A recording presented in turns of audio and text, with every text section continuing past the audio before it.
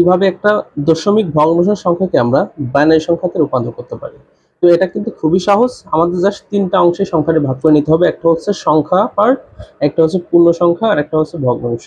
অর্থাৎ আমরা যে সংখ্যাকে বাইনারিতে রূপান্তর করব সেই সংখ্যাকে ২ দিয়ে গুণ করার জন্য একটা পার্ট রাখবো, আর যে গুণফল হবে সেই গুণফলের যে পূর্ণ সংখ্যাটা হবে সেটা এই পার্টে লিখবো, আর এই পার্টে লিখবো হচ্ছে যে ভগ্নাংশ সংখ্যাটা হবে সেটা।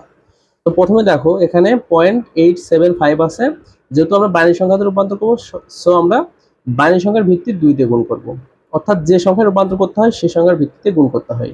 ২ দিয়ে গুণ করলে 875 কে গুণ করলে আসা হচ্ছে 1.75।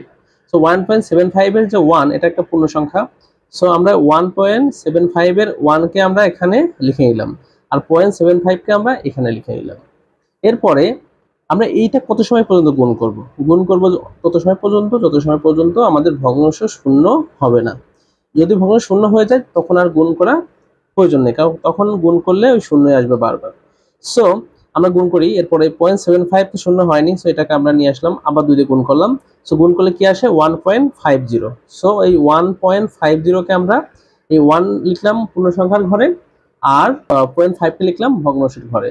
ঠিক একইভাবে যেহেতু 0.5 এই সংখ্যাটা কি হয় নাই, আমাদের শূন্য হয়নি, সো এটাকে আমরা 2 দিয়ে আবার গুণ করব। যেহেতু গুণ করলে আমাদের আসে হচ্ছে কি 1.00। সো আমাদের এই 1 হচ্ছে পূর্ণ সংখ্যা, 00 হচ্ছে ভগ্নাংশ। সো আমরা এই শূন্যকে আমরা লিখে দিলাম ভগ্নাংশের ঘরে, আর 1 কে লিখলাম কোথায়? পূর্ণ সংখ্যার ঘরে। সো এখন দেখো এই 0 কে নিয়ে এসে আবার যদি গুণ করি তাহলে কিন্তু সে 0ই হবে। সো এখন আর গুণ করার প্রয়োজন নাই। তার মানে ভগ্নাংশ যখন শূন্য হবে তখন গুণ করার দরকার নেই। তখন কাজ হচ্ছে আমাদের এই যে পূর্ণ সংখ্যাগুলো হয়েছে এগুলো আমাদের উপর থেকে নিচের দিকে, অর্থাৎ এদিক থেকে এদিকে আসতে হবে। সো আসতে হবে এবং এই সংখ্যাগুলো লিখে দিতে হবে। দেখো এখানে আমরা পয়েন্ট দিয়ে নিব প্রথম, দেওয়ার পরে 1, তারপরে এই 1, তারপরে এই 1। ওকে, তো লেখা শেষ। তাহলে এটাই হবে আমাদের সেই বাইনারি সংখ্যা।